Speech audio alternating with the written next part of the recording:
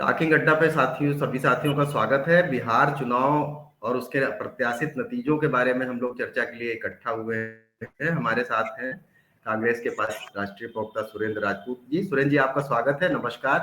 और जी, देश के धन्यवाद। कुछ जाने माने पत्रकार संजय सिंह जी हैं। संजय जी, आपका स्वागत है। अनुज जी, नमस्कार। आपका नमस्कार। स्वागत है। नमस्कार। बिहार चुनाव की शुरुआत करते हैं तो सबसे पहले शुरू करते हैं, सुरेंद्र जी से शुरुआत कर लेते हैं। सबसे पहले ये कि बिहार चुनाव के बीच में जो सर का मुद्दा था, वोट चोरी का मुद्दा था, इसके इसके परिणाम बिल्कुल नजर नहीं आए, बल्कि ऐसा लगता है कि कांग्रेस को इसका नुकसान हो गया। यहां से शुरू करते हैं, छोटी सी टिप्पणी आपकी चाहेंगे, उसके बाद फिर पूरे परिदृश्य में बात करेंगे।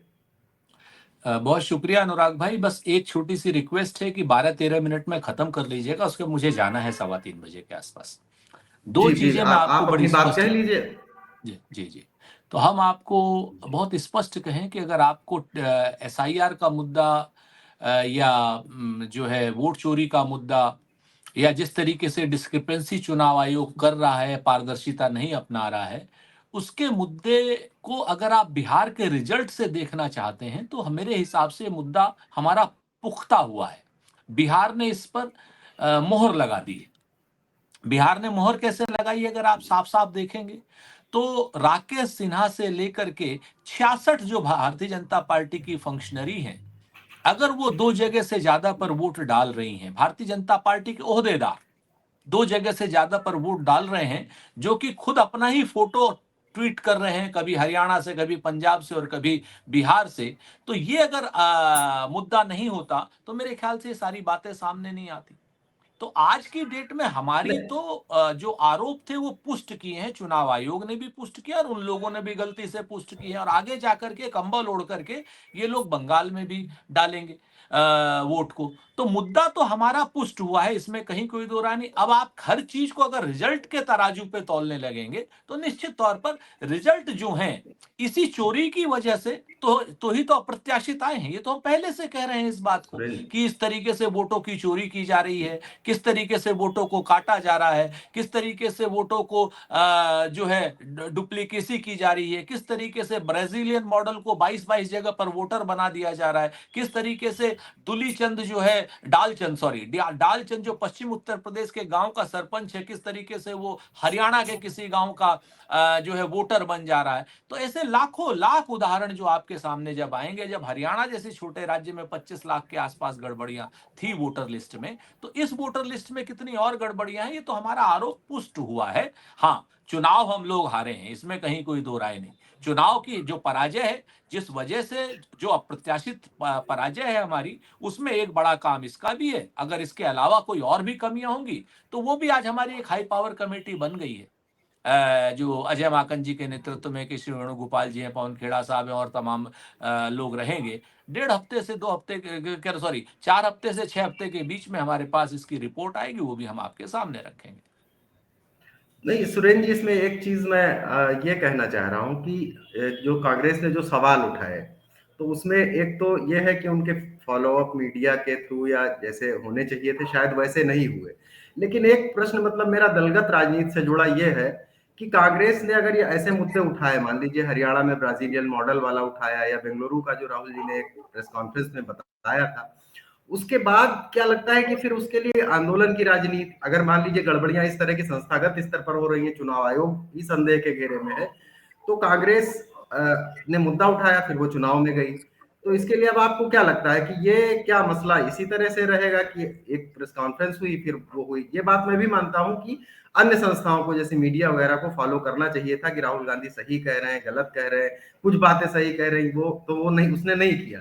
लेकिन कांग्रेस तो चूंकि राष्ट्रीय पार्टी है, तो वो आगे फिर क्या करेगी? इसके लिए कोई आंदोलन करेगी, इलेक्शन नहीं लड़ेगी? अगर भाई इलेक्शन ही फेयर नहीं हो रहे हैं तो फिर इलेक्शन लड़ने का फायदा क्या, अगर कांग्रेस की बात को माना जाए? तो अभी मतलब इस दिशा में कुछ आधा अधूरा सा लगता है मुझे कि हमने कह तो दिया नहीं इलेक्शन ठीक नहीं हो रहे हैं, लेकिन हम उस पर पूरी बात नहीं कह रहे हैं।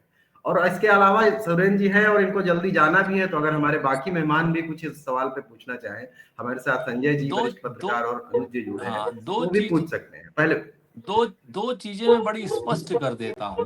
पहली बात तो ये है कि आप खुद ही सवाल कर रहे हैं और खुद ही सवाल का जवाब दे रहे हैं। जब आप सवाल का जवाब स्वयं दे रहे हैं कि मेन स्ट्रीम, हमारा काम क्या है भाई? हम विपक्ष में, हम सत्ता पक्ष में तो है नहीं, हमारे पास एजेंसियां तो है नहीं कि हम प्रूफ लेकर के आए। एजेंसियां तो किसी के पास, और हमारा जो 2014 से पहले जिसको आप मेन स्ट्रीम मीडिया कहते थे, वो विपक्ष का माई बाप होता था। और आज की डेट में वही मेन स्ट्रीम का मीडिया विपक्ष, होना चलो भी विपक्ष चाहिए। का तो क्या कुछ नहीं रहा, लेकिन सत्ता पक्ष का रेप्टाइल हुआ मानस पुत्र हो गया है। हम सवाल उठाते हैं, वो हमारे ऊपर सवाल उठा देता है। हमारे पास करने के लिए क्या है? जो हमारे पास प्रदत्त चीजें हमने आपके सामने सबूत के साथ प्रश्न रखे, सबूत के साथ रखे, उसका उत्तर देने की जगह हमको चोर, हमको पता नहीं क्या, हमको कहना शुरू कर दिया प्रमाण दीजिए। प्रमाण हमने दे दिया भाई, ब्राजीलियन मॉडल के 22 जगह पर है, उसको आपने चुनाव आयोग से उठा करके डिलीट कर दिया। क्या क्वेश्चन खत्म हो गया? अगर हमने एक पे उठाया, हमने तो 25 लाख पर उठाए सवाल। मैं आपको बताऊं, तालचंद जो है, वो जो पश्चिम उत्तर प्रदेश का सरपंच है, उसने 2 जगह वोट डाला और वो खुद उस गांव का सरपंच है उत्तर प्रदेश के। क्या वो वोट डाल सकता है? उसको कोई जेल नहीं, कोई उसके खिलाफ, हाँ हमारे खिलाफ जरूर बातें होने लगेंगी पूरा मेन स्ट्रीम मीडिया में या यूट्यूब पे या कहीं पर भी, जो लोग जिसके उस पर हैं। आज की डेट में जिन लोगों के पास हम प्रश्न लेकर के जाते थे, आप बफोर्स का मुद्दा याद कीजिए, तो हमारे मुखालिफ था ना। क्या किया था वीपी सिंह ने? आप बताइए, क्या किया था लाल कृष्ण आडवाणी ने? जो किया था मीडिया ने किया था ना। हाँ, उसके तो फॉलो जो अप अखबारों में सवाल छपे, हिंदू में आपको हिंदी। जो सवाल आपको मीडिया से पूछने चाहिए भाई, हमने, वीपी सिंह ने तो प्रश्न ला के खड़ा कर दिया था जनता में। एक इतनी सी पर्ची लेके निकलते थे वीपी सिंह, आपके सामने जो भी अखबारों की पुराने कटिंग पत्रकार दिखाते होंगे थे। जानते होंगे, झूठा लिखे रहते थे। लेकिन उसके हाँ, बाद मीडिया ने टेकअप किया। आप बात समझिए, जनता ने क्या ना, और जनता में जब वो बात पहुंची तो लोग, आज की डेट में तो मीडिया उस प्रश्न को दबाने में लगा हुआ है। हम क्या करें? हम तो जनता के साथ में सामने जिस तरीके से जा सकते हैं उस तरीके से जा रहे हैं। प्रेस कॉन्फ्रेंस भी कर रहे हैं, जनता के बीच में भी जा रहे हैं। जनता अगर मीडिया साथ देगी तो 15 दिन में जाग जाएगी, और नहीं मीडिया साथ देगी तो 15 महीने में जागेगी। लेकिन एक चीज जरूर मैं आपको बता दूं, तो वही अगर मैं पूछ रहा मीडिया था कि वो साथ नहीं 15 देगी, महीने वाला कार्यक्रम क्यों है? क्योंकि मीडिया। नहीं 15 महीने वाला कार्यक्रम तो देखो कर ही रहे हैं हम, उसमें हमें किसी के सहयोग की आवश्यकता नहीं। वो तो हम कर रहे हैं, जो लोग हमारा सहयोग कर रहे हैं उनका धन्यवाद, और जो लोग नहीं सहयोग कर रहे हैं क्या कर सकते? भाई समय तो उनसे भी हिसाब लेगा जो तटस्थ रहे, और समय उनसे भी हिसाब लेगा जो बेईमान रहे। बाकी हमारे साथी, अगर कोई संजय जी से इस मसले पर, सर या वोट चोरी के मसले पर कोई सवाल पूछना चाहें, संजय जी मे, और अनुज जी, मे, मे, तो मेरा संजय जी से, बाकी सुरेंद्र जी नहीं तो से फिर मैं। जो है, मैं अनुज शर्मा हूँ, यहाँ प्रभात खबर में हूँ। मीडिया की बात आप कह रहे हैं, कुछ हद तक मैं आपकी बातों से सहमत हूँ। लेकिन मैं चुनाव आयोग जाता था तो चुनाव आयोग ने तमाम आपत्तियों के लिए तारीखें तय की थी पॉलिटिकल पार्टी। तो मैंने खुद देखा है कि बिहार कांग्रेस या दूसरे महागठबंधन के जो घटक दल हैं, उनकी तरफ से लोग यहाँ तक तैयारी करके नहीं जाते थे या पहुंचते नहीं थे। आपत्तियां हुई तो अगर ये कह रहे हैं कि ऐसा हुआ, तो जो लीगली प्रक्रिया थी, आपत्तियां चुनाव आयोग ने मांगी, तो ये बता दें कि कितनी इन्होंने भेजी, कितनी वहां पे आपत्तियां गई। मैं चीजें जवाब तो देता हूँ इसका। डॉक्यूमेंट भी है ना, हमारा मुंह से कहना। और आप मुझे बताइए, सारे हम 10 दूल्हा तैयार कर दें, लेकिन जब भंवर का समय आए तो हम दूल्हों को हटा दें, तो फिर उस बारात का मतलब नहीं रह जाता। महागठबंधन में मुझे याद है, अल्लाह वरूर जी ने अनऑफिशियली हम लोगों से बात की थी, जब हमने पूछा था कि तेजस्वी को फेस क्यों नहीं बना रहे हैं मुख्यमंत्री का। तो उन्होंने ये कहा था कि अभी तेजस्वी को हम फेस इसलिए नहीं, सब जानते हैं कि अगर हम महागठबंधन जीता तो तेजस्वी ही दावेदार है उस चेहरे के, लेकिन उनके आते ही एक बड़ा वोट वर्ग हट सकता है, उन्होंने कहा था। लेकिन उस चीज को फिर बाद में रहा, चीजें अंदर की बने, आपकी यूनिटी नहीं दिखी मुझे। आपका यहाँ सवाल, पर जिस तरीके, आपने 2 सवाल पूछे, जी मैं दोनों का जवाब बारी बारी देता हूं आपको। जी जी पहला सवाल आपने पूछा कि हमने आपत्तियां क्यों नहीं की या आपत्तियों का निस्तारण करने के लिए। तो भाई साहब, हमने आपत्तियां की लगभग 76 लाख। ठीक है, बिहार की बात में, मैं बिहार की बात कर रहा हूँ। मैं बिहार की ही बात कर रहा हूं। जाइए जरा पूछ करके आइए। बिल्कुल, मैं आपकी जब बात को आप नोट कर रहा हूँ। हाँ, जब हम मैं नोट आपसे कर रहा बात हूँ। करते हैं तो हमारी आपत्तियों को चुनाव आयोग ने लिया नहीं। उन्होंने कहा कि साहब हम आपत्तियां इंडिविजुअल लेंगे। उसके बाद जब हमने इंडिविजुअल आपत्तियां दिलाने की कोशिश की तो चुनाव आयोग ने मना किया, और उसके बाद हमने अपने जिला अध्यक्षों के माध्यम से वो आपत्तियां भेजी हैं। सारे जिलों की भेजी हैं, 38 के 38 जिलों की भेजी हैं। उसके बाद चुनाव आयोग ने कहा कि ये ठीक फॉर्मेट में नहीं है, इसलिए हम इन आपत्तियों को दरकिनार करते हैं। मैं आपको सीरीज वाइज बता रहा हूं किस तरीके से चुनाव आयोग हमारे साथ नहीं घमंजा कर रहा है। आज की डेट में अनु शर्मा जी, वो आपके साथ घमंजा कर रहा है। बिल्कुल बिल्कुल। आप मेरी बात को समझिए। तो उन्होंने 3 तरीके की हमसे बात करी। जब हमने अपने जिला अध्यक्षों के माध्यम से वो सारी आपत्तियां भेजी, उन्होंने कहा फॉर्मेट में नहीं है। तब तक चुनाव डिक्लेयर हो गए, और चुनाव जब डिक्लेयर हो गए तो हम चुनाव लड़े कि आपत्तियों के लिए हम चुनाव आयोग में जाएं। ये जो चुनाव आयोग ने जो यहां से ढुलमुल रवैया अपनाया है ना, हम उसके शिकार हैं, नंबर 1। नंबर 2, अगर हमने तो हरियाणा की जो आपत्तियां हैं आपके सामने सारी चुनाव आयोग के जो वोटर लिस्ट है उसमें से निकाली, हमारी तो अपनी नहीं है। तो मैं आपसे पूछ रहा हूं किस सवाल का जवाब चुनाव आयोग ने दिया? किस एक सवाल का चुनाव आयोग ने जवाब दिया? चुनाव तो आयोग ने एक देखिए, प्रश्न, मैं फिर से कहता हूं, सुनिए अब हमारी बात, मैं आपको बताऊं। आप लोग ये कह देना सरकारी संस्थाओं को बहुत आसान है कि साहब सरकार, विपक्ष का काम है आरोप लगाना। 10 में से 2 आरोप विपक्ष के गलत भी होते हैं। ऐसा नहीं है कि विपक्ष के सारे आरोप सही होते हैं। ऐसा नहीं कि पत्रकारों के सारे आरोप सही होते हैं। आप पत्रकार साथी किसी को भी कह देते हैं इसकी 20 जगह पे प्लाट है, 50 जगह पर ऐसा है, 100 जगह पे बैंक खाता है। अगर उसको तकनीकी रूप से देखा जाए तो एक पत्रकार भी ऐसा नहीं बचेगा जिसने जिंदगी में गलती न की हो।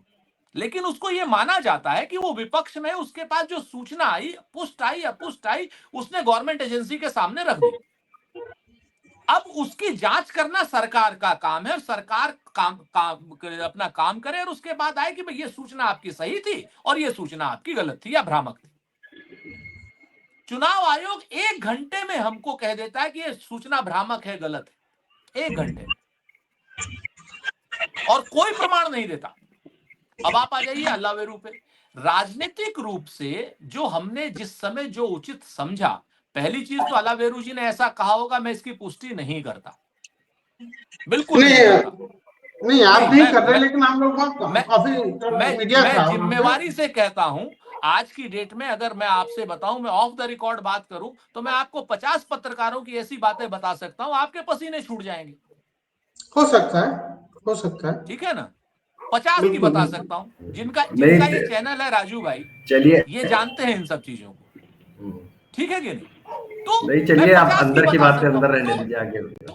हाँ, तो ऑफ द रिकॉर्ड बातें ऑफ द रिकॉर्ड रहे, ज्यादा बेहतर होती है। ऑफ द रिकॉर्ड में हम राहुल जी के बारे में भी तमाम बातें कहते हैं। ऑफ द रिकॉर्ड में क्या नाम, ये हमारे राजू भाई है, विनोद भैया के लिए भी बहुत बातें कहते थे, लेकिन इसका मतलब थोड़ी कुछ है। नहीं, मेरा ये बात सीएम चेहरे को लेकर इसलिए कहना इसलिए जरूरी था यहाँ पर, मैं आपको क्योंकि बता दूं, हमें जब तक चेहरा वो चीजें हमारा, तेजस्वी सीएम फेस नहीं थे, बहुत टक्कर लग रही थी, और हमें लग रहा था कि सीएम आगे चेहरा चल रहा हमारा है। पहले दिन से स्पष्ट था जब हमने चुनावी कैंपेन कमेटी का हेड तेजस्वी यादव को बना दिया था। ये मेन स्ट्रीम का मीडिया और उनका भारतीय जनता पार्टी का इकोसिस्टम आखिरी तक अपना सीएम फेस नहीं बता पाया, लेकिन हमारे ऊपर चुनाव के बाद भी आरोप लगवा रहा। ये है इनकी ताकत। इनकी ताकत को समझिए अनु शर्मा जी। जी भाई, वो पूरे चुनाव नहीं बताई थी उनका सीएम है कि नहीं है। संजय जी, आपका कोई सवाल अनुराग है? जी, पूछा जा रहा है। हाँ अनुराग जी, आज तक नहीं जवाब। मेरा सवाल ये है सुरेंद्र राजपूत से कि क्या एसआईआर के कारण ही बिहार में कांग्रेस और महागठबंधन की हार हुई? ये एसआईआर के कारण क्या, राहुल गांधी जी ने बहुत स्पष्ट, बहुत सही सवाल है संजय भाई आपका, धन्यवाद देता हूं। सच बात यह है कि एसआईआर एक मुख्य कारण है, मुख्य कारण है, इसमें कहीं कोई दो राय नहीं। जो गलत तरीके से एसआईआर किया गया है, ये भी एक मुख्य कारण है। और भी कारण होंगे, मैं ईमानदारी से स्वीकार करता हूं, कुछ हमारी कमजोरियां भी होंगी। ऐसा नहीं है कि हम ये कहते हैं कि नहीं सब चीजें हमारी अच्छी थी, सिर्फ फलाने उससे, ऐसा कुछ नहीं। हम जिस तरीके से 10,000 रुपए की घूस दी गई, महिलाओं को घूस दी गई, पुरुषों को जिस तरीके से पैसा अनाप शनाप बांटा गया, जिस तरीके से लोगों को मैनिपुलेट किया गया, जिस तरीके से गिरिराज सिंह के जिंदा मरे रिश्तेदारों को एसआईआर में जिंदा रखा गया, और नल नील कोल भील पिछड़े दलित आदिवासी महिला नौजवान किसान और अल्पसंख्यक के 65 लाख वोट काटे गए, बहुत से कारण हैं। तो इन कारणों की हम समीक्षा कर रहे हैं। 6 हफ्ते में हम आपके सामने आएंगे और बताएंगे कि क्या कमी है।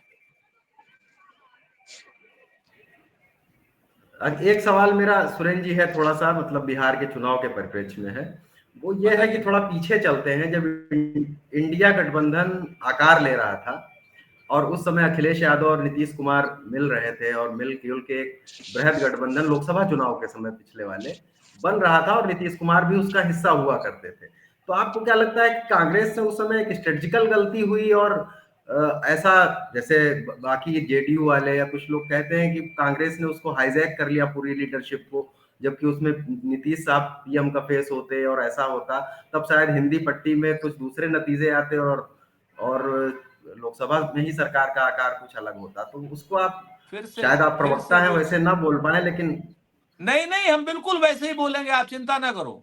आप पूछो, हम बोलते हैं, हम बोलने में कोई वो नहीं। अनुराग भाई जिसके घर के दूल्हा ही भाग गया हो, अब उसके बाद अपने भागने के तो 20 कारण बताएगा ना। उससे पहले 3 मीटिंगें हुई, तब तो नीतीश कुमार नहीं बोले। जो चीजें हैं असलियत है, क्योंकि आज की शुरुआत कुछ भी सुनिए ना सर। देखिए, अगर मुझे दर्द है तो मैं साफ कहूंगा मुझे दर्द है, मैं भागूंगा नहीं। अब कहते हैं कि मसला कुछ किसी प्रीतम अभिजात या कौन कौन लोग थे, मसला किसी ईडी सीडी और आईटी का था, और सर पे हमारे आप रखो। हमने कौन सी ऐसी चीज थी जो उन्हें नहीं दी थी? लेकिन उनको भागना था भाई, भाग गए। उसमें हम क्या कर सकते? कहना तो यही है, उनका कहना है अगर वो भागे ना होते तो आज की डेट में प्रधानमंत्री होते। ऐसा आप लोगों की तरफ से ओके था, उन लोगों का कहना था कि नहीं ऐसा नहीं है कि कांग्रेस झूठ बोल रहे हैं, झूठ बोल रहे हैं। अभय जी, मैं इस बात से केसी त्यागी से 20 बार कह चुका हूं, नीतीश कुमार जी से मेरी बात नहीं हुई है। मैं जिम्मेवारी से कहता हूं कि अगर नीतीश कुमार जी भागे नहीं होते तो वो देश के प्रधानमंत्री होते। तो चुनावी रणनीति के तहत आप लोगों ने कोशिश भी नहीं की उनको कन्विंस करने की, या उन्होंने एकदम भागने का प्लान ही बना लिया था? एक बात बताओ, मैं तुम्हारे चैनल पे आना ही नहीं अगर चाहूंगा तो आप कैसे मेरे को वो कर लोगे? मेरे पास 20 वो है। अभय जी भी हमारे साथ जुड़ चुके हैं। अभय जी नमस्कार। मुझे निकलना होगा। नमस्कार सर, नमस्कार जी। संजय जी, आप सुरेंद्र जी की आपकी बातचीत, 1 मिनट सुरेंद्र जी रुक जाइएगा, बातचीत सुन रहे थे। एक सवाल सुरेंद्र जी से और है कि इनके प्रदेश अध्यक्ष भी बिहार में चुनाव हार गए जी। आपके प्रदेश अध्यक्ष भी चुनाव हार गए बिहार में, तो क्या पार्टी आला कमान जो है बिहार में कुछ फेरबदल करने की बात सोच रही है क्या? मैंने आपसे निवेदन किया ना कि 6 हफ्ते में हमारी इंटरनल रिपोर्ट आएगी, उसके हिसाब से हम लोग सारी चीजें करेंगे। जी जी जी। सुरेंद्र जी को निकलना है। सुरेंद्र जी आपका बहुत बहुत धन्यवाद, आप आए, कुछ बातचीत हुई। ठीक है, आप अगर आपके पास समय की किल्लत है आप निकल सकते हैं। नमस्कार जी। नमस्कार। अभय जी स्वागत है आपका। थोड़ा विलंब से जुड़े, सुरेंद्र जी चले गए उससे है, लेकिन अब आपसे ही बात शुरू करते हैं। इस पे बताइए कि बिहार के नतीजे इतने अप्रत्याशित क्या थे, आपकी क्या अपेक्षा रहे और क्या वजह रही? जी देखिए, जहां तक बात रही कि बिहार विधानसभा चुनाव की बात करें तो यह कुछ सीन ऐसा दिख रहा था, ऐसी संभावना बन रही थी, लेकिन इतना दूर तक भी जाएगा ऐसी बात हम लोग भी नहीं सोच पा रहे थे। लेकिन इतना तो तय था कि एनडीए कंफर्टेबल पोजीशन में है। आप याद कीजिए कि अगर आप लोग यूपी के पत्रकार है, शायद आप लोग यूपी बेस्ड है, तो 2012 का जब उत्तर प्रदेश का असेंबली पोल हो रहा था तो मुलायम सिंह यादव जी ने एक बार कहा कि हमारी स्थिति 2002 के जैसी है। मतलब कि उनका कहना था कि उस समय 2002 में समाजवादी पार्टी को 142 सीट आई थी, तो मुलायम सिंह यादव यह सोचकर चल रहे थे कि मुझे 150 करीब सीट आएगी। लेकिन जब इलेक्शन का परिणाम आया तो 224 सीट आया। तो कहने का अर्थ है कि कभी कभी ऐसी अप्रत्याशित परिणाम आते रहते हैं। जैसे कि अमित शाह साहब ने खुद कहा था कि 160 सीट हम जीत सकते हैं। मैंने भी एक जगह एक यूट्यूब चैनल वगैरह पर मैं आता हूँ, मैंने भी कहा था 150 से 155 सीट आने की संभावना है। लेकिन यह इस तरह का रिजल्ट आएगा। लेकिन यह रिजल्ट अगर आया है तो बहुत ज्यादा इसमें अगर हम स्टडी करने का प्रयास करें तो मल्टीपल कारण है। एक तो शुरुआती दिनों से ही ऐसा था कि नीतीश कुमार का फेस, नीतीश कुमार जिस अलायंस में रहेंगे वो जीतेगी। एक बिहार का एक साधारण कंसेप्ट है, अगर विधानसभा का चुनाव हो रहा है तो नीतीश कुमार जिधर रहेंगे वो थोड़ा मजबूत रहेगा, इसमें कहीं से कोई शक नहीं। अगर आज नीतीश कुमार आरजेडी गठबंधन में होते और सीटों का ठीक ठाक डिस्ट्रीब्यूशन होता, ऐसा नहीं कि सीट का डिस्ट्रीब्यूशन भी ठीक ठाक होना चाहिए, तो कुछ रिजल्ट उनके पक्ष में जा सकता। लेकिन एक बात बीजेपी में सबसे बड़ी बात है कि बीजेपी जब कभी भी पूरे देश में, केवल बिहार में नहीं पूरे देश में अगर काम करती है तो उसका होता है कि सीट के लिए कभी वो या पावर के लिए कभी मतलब वो लड़ाई करती नहीं है। जैसे कि अगर आप देखिए कि जम्मू कश्मीर में महबूबा मुफ्ती को मुख्यमंत्री बनाया, मायावती को 97 में पहले मायावती जी को कम सीट के बावजूद उनको चीफ मिनिस्टर का पद दिया। एच डी कुमारस्वामी को पहले कर्नाटक में चीफ मिनिस्टर बनाया। तो बीजेपी की एक नीति रही है कि भाई हम सत्ता के लिए उसका अपना स्पेस कैस जी लॉन्ग लॉन्ग रन रन में पॉलिटिक्स। सोचती है। जी बिल्कुल बिल्कुल, बीजेपी लॉन्ग रन की पॉलिटिक्स करती है। और यही कारण है कि बिहार में देखिए कि एक समय बीजेपी जो 10-15 सीट की पार्टी हुआ करती थी, आज एक सीट लड़के 89 और 90 सीट जीत रही है। यह इसके बीजेपी कैसी का परिणाम। अब मैं आपको एक और जबरदस्त एग्जाम्पल के बाद इस पर आता हूँ कि 2014 के लोकसभा चुनाव में बीजेपी ने अपने बदौलत 22 सीट जीता था और जेडीयू ने 2 सीट जीता था। लेकिन जब 2019 में सीट डिस्ट्रीब्यूशन की बात आई तो बीजेपी ने 17 सीट दिया, मतलब 17 सीट खुद लड़ी, 17 सीट उनको दिया। तो कहने का यह है कि बीजेपी कभी भी अपनी 7 विनिंग सीटें उनको दे दी। मैं आपको बताऊं कि गिरिडीह झारखंड का लोकसभा सीट है। बीजेपी 1996 से वो सीट लगातार जीत रही थी, 2004 छोड़ करके। लेकिन 2014 में सीधा वो सीट दे दिया अपने comfortable sure shot winning seat उसने एजेएसयू को दे दिया। अभी अगर आप जाकर के देखिएगा तो त्रिपुरा की एक लोकसभा की सीट को बीजेपी ने अपने ही सिंबल पर अपना ही सिंबल इन्हीं का था, लेकिन कैंडिडेट इनके अलायंस पार्टी का था। तो कहने का अर्थ है कि बीजेपी में एक बहुत बड़ी और एक मतलब एक लॉन्ग टर्म पॉलिटिक्स सिस्टम है कि भैया आपको देर से आना है लेकिन सत्ता में परमानेंट के तौर पर आना है। तो इस आधार पर बीजेपी को इस तरह का कोई दिक्कत नहीं हुआ। वही तो बीजेपी ने आसानी से जो जितना सीट पर बांध सकता था, जिसकी जो स्ट्रेंथ थी, चिराग पासवान हो, उपेंद्र कुशवाहा हो, जीतनराम मांझी हो, नीतीश कुमार जी के साथ तो है ही है, तो सबके साथ इसे टाई अप किया। वही अगर आप कांग्रेस पार्टी की तरफ आकर के देखिए, ये हाँ थोड़ा बोलिए थोड़ा बोलिए। रोकूंगा भाई जी आपको। ये तो हो गई मतलब बीजेपी की स्ट्रेटजी और नीतीश कुमार के साथ की बात। लेकिन अगर जी हम जी राष्ट्रीय जनता दल के पर्सपेक्टिव पे बात करें तो उसका भी बड़ा मतलब बड़ा वोट बैंक है। अगर यादव मुसलमान ही मिला लिया जाए तो उनसे क्या बिल्कुल गलतियां हुई कि वो मतलब इतनी बुरी तरह हार गए। फिर इसी सवाल को लेकर हम बाकी मेहमानों के पास भी जाएंगे। बिल्कुल बिल्कुल, मैं उसी पर आ रहा हूँ। मैं उसी सवाल का जवाब मैंने बोला ही था कि कांग्रेस गठबंधन की बात करें, मैंने यह इतना बोला, फिर उसके बाद आपको इंटरवेंशन आया तो मैं बस बीजेपी की बात हो गई, उससे ज्यादा मुझे कुछ बोलना नहीं है। देखिए जहां तक बात रही कि कांग्रेस पार्टी और आरजेडी की बात रही या इस अलायंस की बात रही, तो एक बात आपको मानना पड़ेगा कि 2010 का असेंबली पोल हुआ था जो बिहार में डिलिमिटेशन के बाद पहला असेंबली पोल था। कांग्रेस पार्टी ने अपने बदौलत 243 सीट पर चुनाव लड़ी। और आपको यह जानकर आश्चर्य, अरे यह जानकर है, जिसको पता है उसके लिए कंफर्टेबल है, लेकिन जो नहीं पता होगा उसके लिए कि कांग्रेस पार्टी ने कुल 243 सीट पर चुनाव लड़ा अपने बदौलत और केवल 27 सीटों पर जमानत बचा सकी, केवल 27 सीटों पर। 216 सीट पर जमानत जब्त हो गया था। तो कहने का अर्थ है कांग्रेस पार्टी की वस्तु स्थिति यह है, कांग्रेस पार्टी इतनी मजबूत है कि केवल 27 सीटों पर अपने बदौलत जमानत बचा पाती है। लेकिन 2015 का जब असेंबली पोल आता है तो नीतीश और लालू यादव जी के अलायंस के बावजूद केवल कांग्रेस पार्टी, जो पार्टी पिछले चुनाव में 26 सीटों पर जमानत बचा पाती है, वह 41 सीट लेती है। मतलब इनका ब्लैकमेलिंग नेचर कह सकते हैं कि भैया ब्लैकमेलिंग करके अब आपसे सीट ले लेंगे।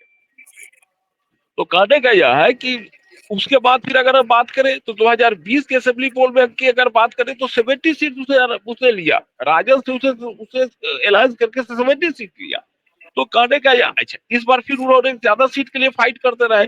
कांग्रेस पार्टी सच पूछिए तो कांग्रेस पार्टी पूरे बिहार चुनाव में कभी भी चुनाव लड़ते हुए नजर ही नहीं आ सकी, केवल वो और कोई प्रोसेस का हिस्सा बन रही थी। केवल Congress party becoming the part of the ongoing electoral process. कभी भी उसने न राहुल गांधी के न पार्टी के मतलब किसी भी क्रियाकलाप से ऐसा नहीं लगा कि चुनाव लड़ने जा रही है। अब इसमें क्या हुआ कि अगर मैं तो यहाँ तक, मैं टीवी डिबेट वगैरह में जहां भी जाता हूँ, मैंने तो यहाँ तक कहा कि कांग्रेस पार्टी के लिए, राजद के लिए बेटर था कि कांग्रेस पार्टी को किनारे करके। अब मैं यहाँ तक बताऊं कि अब बिहार की वस्तु स्थिति को अगर आप देखें तो राजद का इलेक्शन कैंपेन इनके कारण कमजोर हो गया। जिन्होंने मुख्यमंत्री पद का उम्मीदवार उनको बनाया और मतलब कि कितने सीटों पर लड़ना है, क्या सीटों पर लड़ना है, जब इलेक्शन मुश्किल से 1 महीने बाकी है, 20 दिन बाकी है, 25 दिन बाकी है, उस कंडीशन में 7 से 8 दिन कहीं कोई और राजद और कांग्रेस के बीच में कोई बातचीत नहीं। ये पता है कि दोनों को अलायंस करना है, लेकिन दोनों में कोई बातचीत नहीं है। तो भाई ये क्या बात हुआ? आपको कम से कम यू शुड भी, मतलब एक मतलब इलेक्शन का वक्त है तो आपको एक मतलब अच्छे मतलब एक जवाबदेह पार्टी की तरफ भी व्यवहार करना पड़ेगा। लेकिन इन्होंने वो मतलब कहीं कुछ भी नहीं लगा, बल्कि इनके कारण, कांग्रेस पार्टी के कारण आरजेडी का इलेक्शन कैंपेन कमजोर हो गया। तो फिर इस तरह की मतलब बात हुई तो जी जी या आरजेडी पे बोझ बन गई कांग्रेस। बिल्कुल बोझ बन गई। आरजेडी अपने बदौलत वो चुनाव लड़ती तो वह मच बेटर करती। आरजेडी मच बेटर उसे मतलब मच बेटर करती वो। बल्कि उसको मैंने यहाँ तक कहा था कि पॉलिटिकली अगर थोड़ी इशू को अलग कर दे तो आरजेडी को एआईएमआईएम के साथ इलाज करना चाहिए था, कांग्रेस पार्टी को किनारे करके करना चाहिए। आरजेडी, कांग्रेस पार्टी ने खुद चुनाव लड़ रही है और न ही उनको अच्छे से लड़ने दी है। मैं यहाँ तक बताऊं ना, खुद ही लड़ी है ना, उनको अच्छे से लड़ने का मौका भी नहीं दिया। तो इस जी कारण से चलिए, अब अगर यही आज के सवाल जी जी बिल्कुल बिल्कुल संजय जी से आगे पास में बढ़ाइए लेके सवाल। चलते हैं। अनुराग जी, जी मेरा संजय जी, मेरा इस मामले में मानना है मैं कि तो बीजेपी एक बात एक बात कह दूं संजय जी, फिर आप शुरू कीजिए। मतलब एक जी समय जी लालू जी को ठीक। मतलब गरीबों का, पिछड़ों का मसीहा कहा जाता था और उनका कल्ट फिगर माना जाता है बिहार की पॉलिटिक्स में। लेकिन ऐसा मतलब क्या हो जा रहा है कि पिछले कई चुनाव से, इस चुनाव को छोड़ भी दिया जाए, कभी लोकसभा की एक भी सीट नहीं आती है, विधानसभा में 24 सीट आती है। तो बस 1 मिनट आ रहा हूँ। तो इस पर मतलब थोड़ा मे, संक्षेप में मे, बात रखिएगा। अनुज जी हाँ, भी मेरा ये मानना है कि भाजपा ने जंगल राज के नैरेटिव को पूरी बेहतर तरीके से बिहार में फैलाया और ये नैरेटिव जो है तेजस्वी यादव के लिए महंगा पड़ा। दूसरा, जो सबसे बड़ा मुद्दा आप पूछ रहे हैं कि पिछड़ों, लालू जी ने एक समय में पिछड़ों को सामाजिक न्याय के नाम पर गोलबंद किया था। लेकिन जैसे ही तेजस्वी यादव को सीएम फेस का चेहरा घोषित किया गया तो पिछड़े में गोलबंदी जो है उसके विपरीत बढ़ने लगी और इसका नुकसान तेजस्वी यादव को हुआ। राहुल गांधी जो रोक रहे थे वो बहुत सोच समझ करके रोक रहे थे। अगर सीएम फेस का चेहरा चुनाव के पहले तेजस्वी यादव को घोषित नहीं किया जाता तो हो सकता था कि कुछ बेहतर परिणाम सामने आता। चौथी बात, जो इनके अलायंस पार्टनर थे जैसे वीआईपी के मुकेश सहनी, वो एक भी खाता नहीं खोल पाए और मुकेश सहनी जो है अपने जाति का भी वोट आरजेडी में ट्रांसफर करवाने में विफल रहे। चौथी बात जो है, इनका घरेलू कलह भी शुरू हो गया चुनाव से पूर्व ही। तेज प्रताप यादव अलग अपना तेवर दिखा रहे थे, बीच में वो इनकी बहन का भी कुछ मसला जो है उछाला गया। इन सब चीजों का प्रभाव तो पड़ा ही। और अभी जो अभय जी बता रहे थे प्रभाव निगेटिव पड़ा। तेज प्रताप ने तो खुलेआम कहा ना भाई कि जो आदमी घर परिवार को साथ लेकर के नहीं चल सकता है वो बिहार को क्या साथ लेके चलेगा। तो इन सब चीजों का प्रभाव पड़ा, वो अपने भी डूबा और इनको भी ले डूबा। और अभी जो बोल रहे थे अभय जी ओवैसी के बारे में, तो ओवैसी भी बहुत बड़ा फैक्टर रहा। ओवैसी चुनाव के पहले उनके प्रदेश अध्यक्ष आरजेडी के नेताओं के पास गए थे कि हमको अपना पार्टनर बना लीजिए, लेकिन आरजेडी ने उनको पार्टनर नहीं बनाया। उनको इस बात का डर था कि मुस्लिम वोट बैंक पर कहीं ओवैसी कब्जा कर लिया तो हमारा MY समीकरण ध्वस्त हो जाएगा। नतीजतन ओवैसी ने जो है 40 जगह पर उम्मीदवार अपना खड़ा किया और उसके 5 उम्मीदवार हमारे सीमांचल में जीते भी। जो पिछले 2020 के चुनाव में भी 5 उम्मीदवार जीते थे। और ये नुकसान बाद में राजद में चले गए। और तीसरी बात ये हुई कि चुनाव के दौरान ही तेजस्वी ने ओवैसी के खिलाफ अनर्गल टिप्पणी कर दी और ओवैसी ने इस बात को पूरे मुसलमानों के बीच फैलाया कि तेजस्वी का भाषा जो है वो मेरे खिलाफ अपमानजनक है। और सबसे बड़ी बात है कि 2% निषाद जाति के लोगों को डिप्टी CM का चेहरा घोषित करना और 17% मुसलमानों को कम टिकट देना और उप मुख्यमंत्री का चेहरा नहीं घोषित करना, इन बातों को मुस्लिमों के दिमाग में बैठाया गया और इसका असर मुसलमानों पर पड़ा। जो उनका मजबूत जनाधार वाला केंद्र था सीमांचल में, वहां इनको भारी नुकसान का सामना करना पड़ा। इन्हीं सब कारणों से आरजेडी का नुकसान हुआ, मेरा ऐसा मानना है। चलिए संजय जी, फिर आते हैं आपके पास, अब अनुज जी से पूछेंगे। जी अनुज जी, एक सबसे पहले एक पॉइंट मैं ये चाहूंगा कि मुकेश सहनी वाली बात जो संजय जी ने इशारा किया, मुकेश सहनी तो एकदम मतलब बिल्कुल ही फ्लॉप हो गए, जबकि कुछ जगहों पर राजद का वोट जो कोर वोट माना जाता है उसमें मिलके तो वो उनका वोट काम कर सकता था। एक इस पर बताइएगा। दूसरा, क्या मतलब अब नेतृत्व तो तेजस्वी के पास ही रहना है, लालू जी तो अब नहीं सक्रिय है राजनीति में, तो राजद के पास अब क्या सर्वाइवल का प्रश्न है क्या? कुछ मतलब इस तरह के लग रहा है, या फिर राजद फिर उठ खड़ी हो? इन दो नहीं, मैं कहूंगा कि मुकेश सहनी जितने बड़े लीडर खुद को एज ए मीडिया में प्रेजेंट करते हैं, जमीन पर उतने बड़े लीडर नहीं है। सहनी का एक बड़ा वोट जो है नीतीश जी का वो करते हैं उनके आसपास, और जो है हाँ, क्योंकि राजद के साथ है वो, और उन्होंने अपने आप को इस तरीके से एक आकार दे रखा है कि वो रिप्रेजेंट कर रहे हैं। कभी आप उनके पिछले चुनावों में परफॉर्मेंस रही है तो वो अपने न तो वोट बैंक को साध सके हैं, ना ही उसमें बढ़ोतरी कर सके हैं। मैं यहाँ आपको कुछ फिगर चाहूंगा, जैसे मैं यहाँ 2 चीजें बताऊंगा आपको कुछ, जिससे मुझे ये लग रहा है जो चुनाव में जो 2 बड़ी चीजें हुई। एक सब जो मुझे लग रहा है इस चुनाव में कि जो अच्छे प्रत्याशी आते हैं और वो नहीं जीतते, ये इस चुनाव ने साबित किया।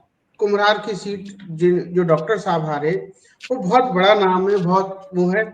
तो एक तो ये सिन्हा जी की बात कर, हाँ, केसी सिन्हा, हाँ, ये हार अपने आप उनकी हार से ज्यादा एक छवि की हार है। वो एक पूरे 243 विधानसभा सीटों के सर्वोत्तम स्वच्छ छवि वाले जो कैंडिडेटों की आप लिस्ट बनाएंगे तो उसमें वो आते हैं। अब देखिए, एंड यहाँ पर राजद का जो वोट परसेंट घटा है वो 0.69% वोट उसको कम मिला है पिछले बार से, और विधानसभा चुनाव भाजपा का प्लस हुआ है 0.62% वोट प्लस हुआ है जी। वाम दलों का 13% वोट किसका है, और वही जो है इसकी ताकत बना है। हाँ, अब मैं बात कर रहा हूँ राजद की। संजय जी ने भी एक बात कहा कि ओवैसी की पार्टी का, उसमें एक चीज और जोड़ते हैं, जब ना हो गई थी तो ओवैसी जी के अतरल हक जी आए थे और वो तेजस्वी ने उनसे मुलाकात नहीं की थी, करीब वो 1 घंटे तक गेट पर खड़े रहे थे समझौते के लिए, ओवैसी के लिए भेजा था उनको। और ये वाला लेकर के आया है, इसीलिए मैं नहीं कर पा रहा हूँ। ये वाला मेरी आवाज सुनना है? 5 मिनट। हाँ आवाज आ रही है। हाँ अब तो आवाज आ रही है। और राजद के साथ इस समय मतलब अपनी पार्टी ही नहीं, अपने विधायकों को बचाने की भी जो है जद्दोजहद है। कैसे पता करें कि भाजपा के नेता, भाजपा जो कि अपनी कोई एक धारणा को आगे बढ़ाकर किसी भी तरीके से एक लड़ने की कोशिश करते हैं, उसने शुरुआत करती है इसकी कि भाई राजद का तो भविष्य नहीं है और राजद का विधायक तो सरकार में ठेका पट्टा चाहिए और वो सरकार के साथ ही हो सकता है, तो वो अपनी संभावना तलाशेगा। इसीलिए मैं पूछ रहा था कि आखिर राजद का कार्यकर्ता कब तक सत्ता से बाहर रहेगा जो है, तो इस नहीं, वो सत्ता से बाहर नहीं रहेगा, वो पार्टी से जाएगा। आप राघोपुर में जो परिणाम आया है, तेजस्वी को जो सिर्फ कई चरणों में तो वो हार रहे थे, कई चरणों में वो हार रहे थे, और उनकी जो जीत हुई है, उनकी जो जीत हुई है, जो बड़े ने स्टार लीडर्स में की देखेंगे तो सबसे छोटी जीतों में से एक है। तो जहां जो उनका, जहां बिल्कुल कहते हैं कि वो जीतना ही जीतना है, वहां भी वो बिल्कुल हारते हारते बचे। तो उन्हीं की स्वीकारता, जब तेजस्वी की ही स्वीकारोक्ति कम हो गई तो राजद का सब, लालू यादव जी ने जो टिकटें दी थी और तेजस्वी ने दिल्ली से लौटने के बाद बड़े ही अराजक तरीके से उसको वापस करवाया सिंबल को, उसका मैसेज ये चला गया कि लालू की अब पार्टी में लालू का नहीं तेजस्वी की चल रही है। तो जो वोट लालू, अभी भी लालू के नाम पर वोट राजद को मिलता है। और जहां ये इस बार तेजस्वी ने एक मैसेज बहुत अच्छे से दे दिया कि पार्टी उन्हीं के नियंत्रण में, लालू और किसी का उसमें अब कोई वो नहीं है, ये मैसेज को राजद को इसी मैसेज ने किया है। 35 सीटें राजद का जो कोर वोट है ना, वही वोट नहीं आया है। ये तो इस बात का यही प्रमाण है। अगर वो कोर वोट आता, वो कोर वोट भी इनको मिलता, तो इनके पास इनका नंबर एक कम नहीं होता। ये भी लगता है क्या कि कांग्रेस को ज्यादा सीटें दे दी उन्होंने 61, अगर नहीं कुछ बढ़ ही जाती? संजय नहीं, जो अभय जी इशारा कर रहे थे, नहीं 143 सीटों पर ये लड़ रहे थे। कांग्रेस ने जो है, कांग्रेस के बारे में जी मैं सुन नहीं पाया। कांग्रेस 61 पर लड़ी और 6 जीत पाई, तो कांग्रेस का स्ट्राइक रेट तो मतलब आरजेडी से भी खराब रहा। मैं कह रहा हूँ कुछ बहुत परिवर्तन नहीं होता, लेकिन शायद थोड़ा बेटर हो जाता अगर कांग्रेस को कम सीटें देते हैं। हाँ, अगर कांग्रेस को कम मिलती और इनको ये वाम दलों को कुछ अच्छे उम्मीदवारों को कुछ अच्छा, इनसे अच्छे उम्मीदवार, जदयू ने बहुत अच्छे उम्मीदवारों का चयन किया, भाजपा ने तो अपने एक जैसे मैं भभुआ को लेता हूँ, भभुआ में राजद का जो है उम्मीदवार था, वो जीता था, भाजपा हारी थी भभुआ सीट पर। बिंद वहां से विधायक थे राजद के, बिंद का टिकट काट दिया गया राजद ने, जो सिटिंग एमएलए थे, उन्हीं बिंद को भाजपा ने तत्काल लिया। शाम को उन्होंने सदस्यता ग्रहण की, सुबह उनको सिंबल देके नामांकन करा दिया, वो भाजपा, बिंद आज फिर विधायक हो गए।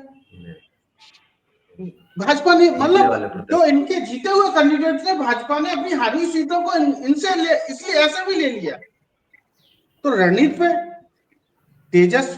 दूसरा, एक देखिए, मेरा ये व्यक्तिगत है, जितना मैं लालू से बहुत कम मिला हूं, लेकिन जितना मैं मिला हूं और जितना मेरी छोटी सी समझ है बनी है, लालू जो है सहज नेता है, वो अपने, उनका दुश्मन भी उनके घर में आराम से उनसे मिल सकता है। ये बात और लोग भी कहते हैं, दुर्लभ हो गई है, दुर्लभ है। एक व्यक्ति आता है, 2 उदाहरण मैं एक लालू जी का देता हूँ, एक तेजस्वी को देता हूँ, इसके बाद मैं अपनी बात खत्म करूंगा कि राजद का भविष्य आप विद्वान लोग तय कीजिएगा। नहीं, भविष्य तो हम लोग खैर क्या तय करेंगे, वो तो नहीं, मेरा मतलब आकलन से, मेरा आकलन से है, तो आप मेरे से, सब लोग मुझसे बात रख सकते हैं, मानना है, तजुर्बे में उसमें सब अग्रज हैं।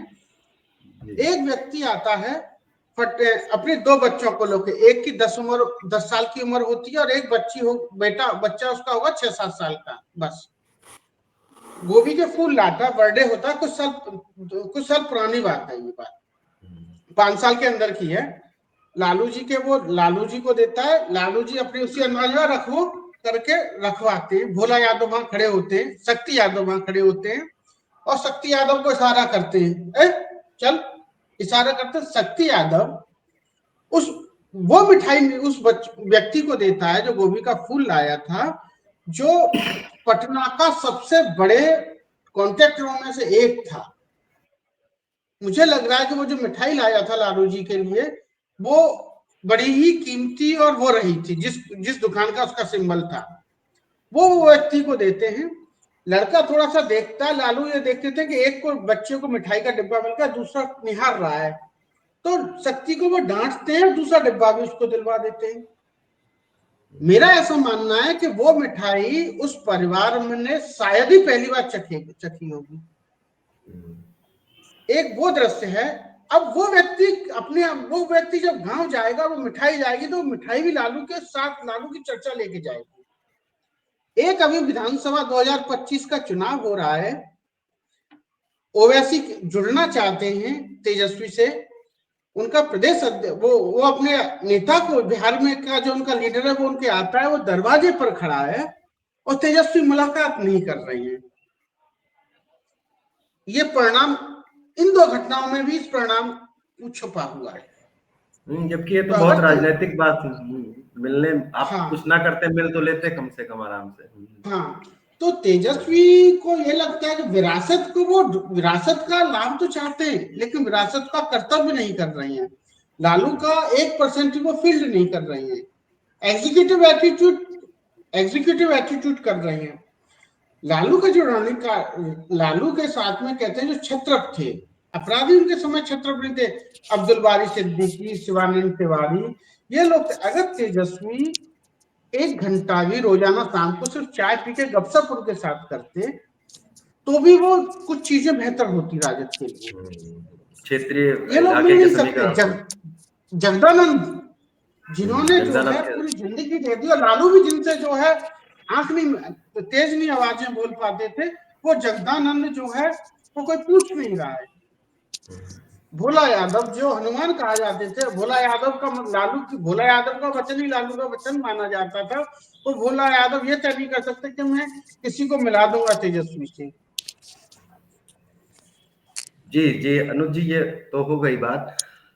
अब अभय जी, अब एक नए सवाल पे आते हैं। अब तो चुनाव की बातें काफी कर ली हम लोगों ने, समय भी हो रहा है। अब कल भी हम लोगों ने चर्चा की थी, आज ये चर्चा थोड़ी आगे बढ़ेगी। तो अब अभी आपको क्या लगता है कि मुख्यमंत्री कौन होगा? नीतीश जी होंगे या कोई और होगा? नहीं, निश्चित तौर पर नीतीश कुमार होंगे।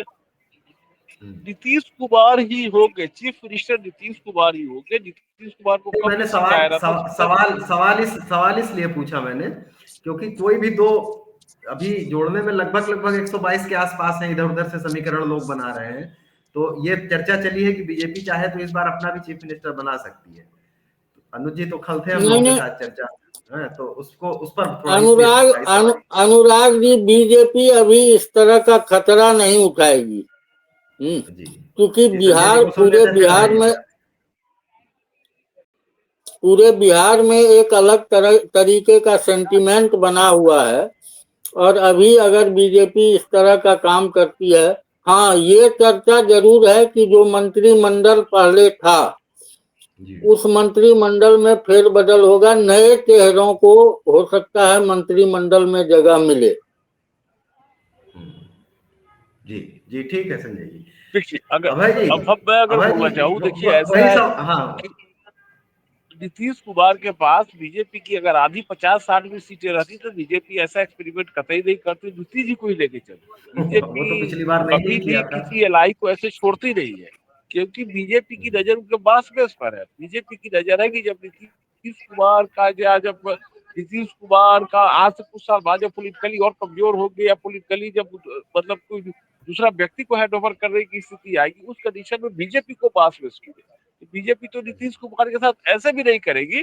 और बीजेपी का आज तक ऐसा ट्रैक रिकॉर्ड कभी हमें खोजना पड़ेगा, या मुझे तो नहीं मिला कि उसने किसी अपने लाइफ को डिच किया बीच में कि भैया आप फट जाइए। क्योंकि बीजेपी वह, अगर आप बिहार की बात करें तो कई एक बार मौका मिला, बीजेपी को कह सकती थी कि भाई आप 2.5 साल का आप शासन ले लो, हमको दे दो, या कुछ चेंजिंग ऑफ चीफ मिनिस्टर हो, कुछ भी हो। बीजेपी ने कभी ऐसा कंडीशन नहीं रखा। क्यों नहीं रखा? क्योंकि बीजेपी की नजर थी कि हमको अपना बासमत बनाना है, बिहार एक फर्टाइल लैंड है, उनके लिए कैसे बासमत बनाना है।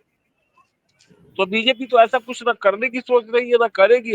एक काम जरूर बीजेपी करेगी कि आज से कुछ एक खास समय के बाद, 2.5 साल के बाद, या खास समय के बाद नीतीश कुमार जी को केंद्र की राजनीति में ला करके, क्योंकि उनका केंद्र की राजनीति से पुराना लगाव रहा है, केंद्र की राजनीति के लीडर रहे हैं, कि केंद्र की राजनीति में आप आइए और आप बिहार में किसी अन्य आदमी को, ऐसे आदमी को सक्सेसर बनाइए जो कि मतलब थोड़ा आपसे ज्यादा कम उम्र का हो, या फिर कम उम्र का हो, या ऐसा हो कि जिसके पास लंबा पॉलिटिकल कैरियर हो। तो बीजेपी जो भी करेगी एक अच्छे ढंग से करेगी, एक मतलब एक गुड ह्यूमर में करेगी, और एक पूरा कॉन्फिडेंस में लेके करेगी। आज भी बीजेपी के पास इतना पावर है, आज भी जो अगर आप पोजीशन देख लीजिए, राजद के विधायकों को तोड़ा जा सकता है, 4 जो कांग्रेस पार्टी के बने उनको तोड़ा जा सकता है। बीजेपी के पास मच स्कोप है। अगर आज बीजेपी जीतनराम उपेंद्र कुशवाहा प्लस कुछ पार्टी, कुछ एमएलए को मिला, एलजेपी आरबी के एमएलए को मिला के इजिली सरकार बना सकती है। आज के डेट में चाहे तो सरकार बनाने की स्थिति में। और तब मैं वही पूछ रहा हूँ। नहीं, इसको ये क्या गवर्नर है, मतलब सुन लीजिए, बीजेपी बिहार के जो गवर्नर है वो भी क्या करेंगे उस स्थिति में। सो हम सब ये करते हैं क्या गवर्नर तो करेंगे। नहीं, बीजेपी आज भी चाहे तो अपना स्टे कर सकती है, इसीलिए लेकिन पूछ रहा हूँ, मैं बीजेपी ये ऐसा पूछ रहा कुछ हूँ भी कि नहीं करने जा रही है। ये केवल बीजेपी की सदिच्छा है, या मतलब नीतीश कुमार का कुछ जादू है जिससे आगामी चीजों से बीजेपी घबराती है? करने को तो पिछली बार भी कर दोनों सकती थी, बातें हैं। बहुत सारे राज्यों में भी। नहीं, बीजेपी दोनों बातें। ऐसा नहीं कि आज के डेट में बीजेपी को अब किसी की जरूरत बहुत कम है। आज के डेट में बीजेपी को बहुत कम लोगों की जरूरत है, लेकिन बीजेपी जानती है कि आगे अगर हम मजबूत है, आज हमारी स्थिति अच्छी है, तो कल हमारी जब स्थिति कमजोर होगी तो यही तो लोग मेरे काम आएंगे, यही ये लाइन लोग मेरे काम आएंगे। तो बीजेपी ऐसा कोई भी एक्सपेरिमेंट न करने की स्थिति में है, पर ऐसा करने का ये नहीं कर रही है न, और न करेगी। बल्कि नीतीश कुमार अच्छे ढंग से चीफ मिनिस्टर बनेंगे, पूरे ढंग से चीफ मिनिस्टर बनेंगे। तो इसमें तो आप लोग निश्चित रहिए कि ऐसा कुछ भी नहीं होने जा रहा है। हाँ, ये तो मतलब कयासों का खेल है। ये चल ही रहा है कि वो नीतीश ही बनेंगे, ये सब लोग कह रहे हैं। लेकिन इसमें संजय जी ने बताया है कि इस समय सेंटिमेंट्स ये है, और मतलब लोग ये भी कह रहे हैं कि बीजेपी ये रिस्क नहीं ले सकती है अभी फिलहाल कि नीतीश को हटा के अपनी पॉलिटिक्स खराब करी जाए। अनुज जी, चलिए चीफ मिनिस्टर मान लिया नीतीश जी ही होंगे, लेकिन नीतीश जी थोड़ा दबाव में तो रहेंगे ही इस बार बीजेपी के, या बीजेपी नीतीश जी के दबाव में? अब पूरी तरीके से दबाव में रहेंगे, क्योंकि नीतीश जी के पास अब ये अवसर नहीं है कि वो टूट के उधर जा पाए। जो गणित है, अब वो गणित हर तरह से गणित भाजपा के फेवर में है। कांग्रेस के विधायक टूटकर बंटते रहे हैं दूसरी पार्टियों में, और 6 विधायक हैं, तो ये कोई कांग्रेस के टूट के इधर आएंगे तो कोई चौंकने वाली बात नहीं होगी। जो है राजद का, जैसे मैंने कहा कि राजद में जो कुछ विधायक हैं वो भाजपा के विधायक माने जा रहे हैं, जो भाजपा की ये भी रही है कि भाई नाराज होकर उस पार्टी से लड़ लो, जैसे पिछली बार लोजपा से उसने उम्मीदवार उतारे थे। तो 10, मुझे लग रहा है कि अगर भाजपा को 10-12 सीटें चाहिए और ऐड करने के लिए, तो बड़े आराम से वो कर लेगी। तो आप क्या मान रहे हो कि भाजपा ऐसा कर सकती है? मैं ये पूछ रहा हूँ। उसके चेहरे पर निर्भर करेगा।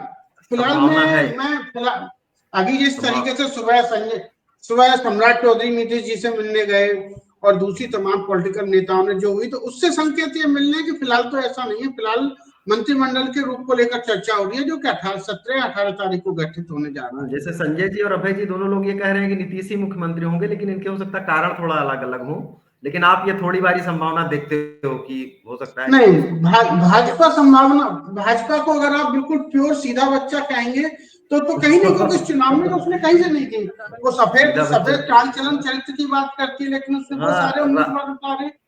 राजनीति में सीधा बच्चा तो कोई नहीं होता है। हाँ, तो राजनीति ना हो तो फिर कोई मतलब नहीं है। तो यहाँ एक लास्ट बात कहूंगा कि जब बाहर लड़ाई नहीं हो, मनुष्य का स्वभाव एक लड़ने का भी है, तो जब बाहर लड़ाई नहीं हो तो अंतर विरोध बहुत होते हैं, और वो अंतर विरोध कब जो है सत्ता को हटाने या जोड़ने का काम करेंगे, ये धैर्य और ये धैर्य, ये दो चीजों का संयोजन ही अगला निर्णायक कदम होगा भाजपा के। जी, तो अब समय भी हो रहा है, 50 मिनट के करीब हम लोगों की चर्चा हो रही है। आप सभी लोगों को नमस्कार। संजय जी धन्यवाद, प्रणाम। नमस्कार नमस्कार जी नमस्कार, प्रणाम। अभय जी आपका भी आभार, आपका बहुत बहुत आभार, नमस्कार।